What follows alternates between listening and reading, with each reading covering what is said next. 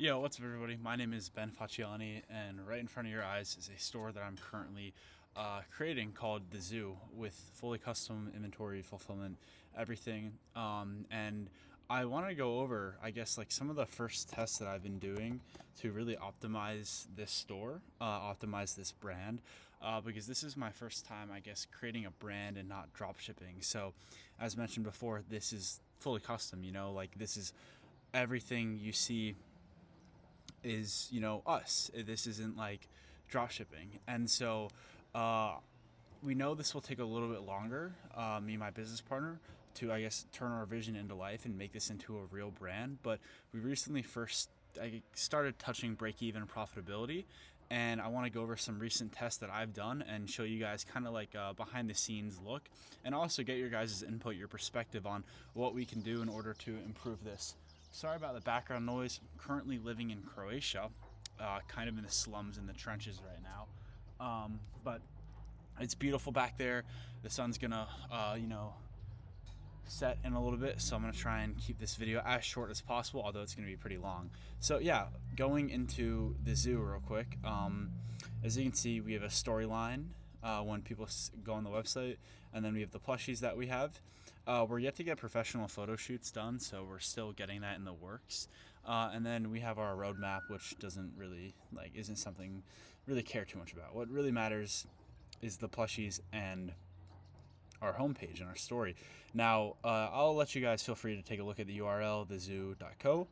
But what matters more is the test that we're doing in order to optimize the profitability. So, first thing I did yesterday was just like kind of go through the store and like look at it from an outside perspective and try and make it look prettier. Okay, I know that sounds silly, but that's what I did. And so, the cart here kind of looked like ugly, so I just made it match the brand colors. Something I also noticed is that Sendafriend, which is one of our main competitors, has one of these card upsells called Safer in Paper. So I wanted to, custom make, a version of this. So we did that and we got it. We got some renders going, and so I added that as one of these upcart things here, an add-on, and I did some code that made it pre-selected. Here it is if you're interested. And this was yesterday that I did this. I thought this would have an 85% take rate, but it didn't. This actually ended up being like roughly a 50, maybe even less percentage of a take rate. And I think that has to do with our demographic, which I'll touch on later. This is like our demographic. You guys kind of get the concept where I'm going with this. A very interesting demographic that doesn't have a lot of money. So I think people opted out of this, which is interesting. You typically see people when they have cart add-ons have like an 80 to 90% take rate, and most of the time that's because people don't really know. People are very knowledgeable about the cart add-on here, which is really interesting. And so I actually just recently turned off the pre-selected version because this isn't like shipping protection. This is something that you would want, right? This is like, okay, it looks cute because this comes in the package and then a second package. I should have brought the package outside with me, damn it. It's inside, but it's like a foldable box that you have to fold, and then you put the plushie inside, then you put another package, then you have the paper. So that's where the paper goes. And so this isn't just like a shipping protection where someone would want it. I mean, wouldn't know that they have it. This is like kind of like, oh, I want this. Next thing I did is I tested this concept of free shipping when you adopt 2 plushies. So it's pretty hard. The minimum purchase. The minimum purchase amount on this store is like $26.40, so it's $19.95 front end, and then like a $6 something shipping. So 26 something dollars minimum purchase value, and I wanted to see if I could up that a little bit. And so instead of going for the anniversary sale up here, I changed it to free shipping when you adopt 2 plushies. And so then we did some shipping stuff to here to make it like that. And also what I did here is I wanted to make them kind of see the concept. Like if you add one more plushie, you get free shipping. So I did this in Upcart, and this is what the final version looked like. I actually changed this to Adopt, so you guys can kind of see that, what concept was there. So it was kind of like you have one plushie, and it's like, oh, if I just adopt Bailey the Bat, which is our other bestseller, then I get free shipping. So I kind of made it very easy for them to do that and just click adopt. Now, unfortunately, this test didn't go well. I think it increased our AOV like a lot from like 27 to 35, but the conversion rate on the store went from like 1.4 to 0.89 or 0.9 something. And that isn't a lot of data. We aren't at scale. We're doing like anywhere from $800 to $900 a day in revenue right now. Break even, sometimes -5, sometimes plus 15% margin. Last today and yesterday have been pretty bad, to be honest, like negative margin. So I think that kind of screwed over, like our AOV went up a lot, but our conversion rate went down a lot, and I think that had something to do with like free shipping at $40, right? And so free shipping was at $27 previously, and yeah, so I'm trying to figure out what's the best way to like get people to get out of the get out of the paid shipping threshold, with which makes us more money, right? Because like I don't know. I'm kind of lost here, so I would love your guys' input. Basically, if they add this, adopt a plushie pet, they get free shipping. We have to take out the rewards thing there to see if that has something to do. But I know it probably doesn't. I'm a little bit lost here trying to figure out the best stuff. The problem is when you aren't getting a lot of data, you can't really make accurate split testing decisions. And so, we have a really cheap cost per click. We have like a very like 20-cent, 30-cent cost per click. So we have a few like 2,000, 3,000 people that come on the store every day. But that's not a lot of data, right? Like we need to be doing $5,000, $10,000 a day in order to get enough data to be like, okay, there's some significance to this. So I just reverted on that and thought the data was significant enough to think, okay, a 30% decrease in conversion rate is pretty significant, considering that the AOV went up like 20 something percent, whatever, and revenue per visitor ended up dropping a lot. So yeah, that was the first test, I guess, failed, but that's good because it taught me that that wasn't the correct thing to do. So next thing that I added, which spoiler isn't also doing that great, but it's better than not having it, is a post-purchase upsell. So send a friend's post-purchase upsell is give a care package to somebody in need, and then if you decline their post-purchase, you get this safer and paper. If you accept, it sends you to the thank you page.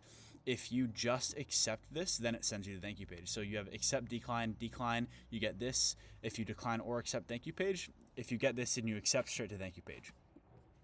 So this is what their upsell looks like. And so the concept with the zoo is that, we donate a percentage of our profits at the end of the year to, zoos in order to, rescue animals and, release animals. So I added this help rescue red pandas from the zoo concept from them, because red pandas are cute. That seems to be the most lovable animal in all of zoos. The most known is the red panda. That's the one that people are going to, no. So pretty simple. So I made it $15. This has a 0% take rate so far on about 30 orders, which is bad. So going to split test the price, decrease it to $5, $10 and see if it works. If not, then we're going to go into a way different angle, because it seems that, again, we are hitting a very low buying intent demographic and they're kind of selfish maybe. So maybe they aren't too interested in donating to the red pandas. So worthy of a test, and shows me that either their objection is the price or their objection is that they simply just don't want to donate. So we're going to split test that with the data that we are getting, roughly 30 orders a day right now, in order to see what is the best decision tree here, what is the best price. Next thing that I found out recently was that this is our demographic. Alt-left, LGBTQ, kind of like demographic. What I also found out is that this demographic really hates AI. So we had an AI ad of just the product, and these people hated it. Like, it had 30 likes, and this is going to sound crazy if you guys know a little bit about ecom. The ad had 30 likes. It had 20 comments. On the comments, there was anywhere from 5 to 15 likes per comment. So it was just absolutely getting ratioed the hell out of, and the comments were like AI slop. It was like GIFs. And so like these people hate AI. And so I called someone that I'm very close to that is, I guess, part of this community, and he was telling me that they just hate AI because it's kind of like it takes away from the artistry, humanity. It just kind of feel like it isn't human, right? And they feel like they owe something to the artist, so that they want to see real art. It's like mundane, it's disgusting. They call it AI slop. He was saying the word AI slop a lot.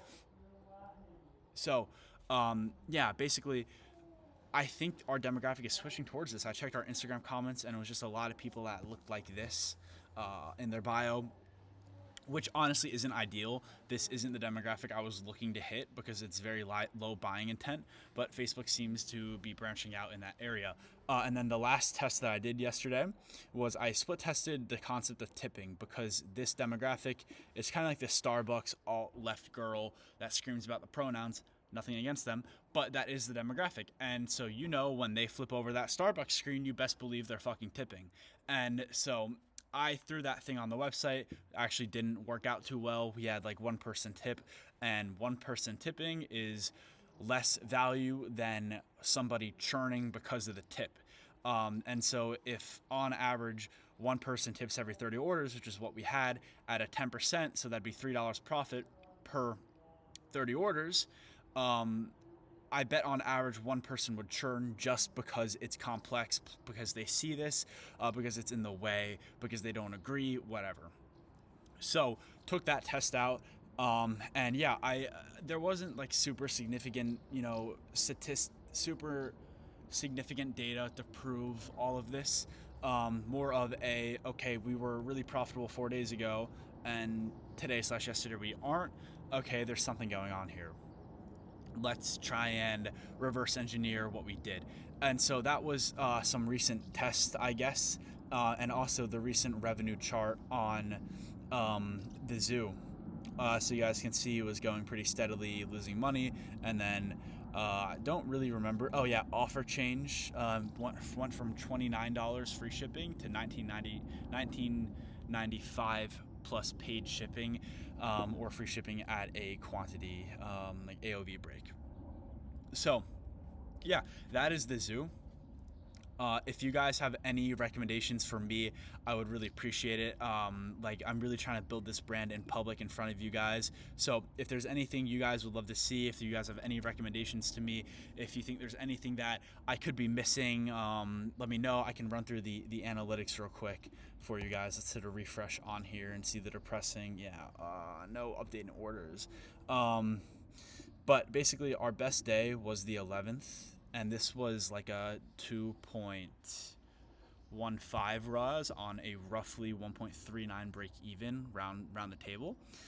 So nearly a 15 to 20% margin. I don't really care about margin, I don't really care about profits at this level. Like, there aren't really profits involved. It's just kind of proof of concept. So I'm not really like looking like pinching pennies here, penny pinching, over $100, $200, right? It's like whatever.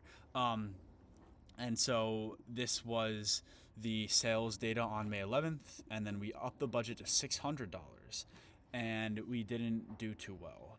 And then yesterday was $859, and then right at midnight I applied all these changes that I'm telling you guys about, and big difference in conversion rate. I don't think this is just a deviation, in all honesty. I think that there's quite honestly just an issue in that, because the AOV is really up today. We can see the AOV yesterday is $28, and today it is $35, right?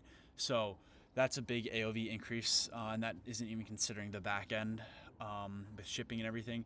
Maybe I'm missing something. I'm still, a novice brand owner. At the end of the day, I've only done just over 6 figures in revenue lifetime on my dropshipping stores. This is my first time fully branding, and getting something with, like building in public. So yeah, if you guys have any recommendations for me, I would love your thoughts.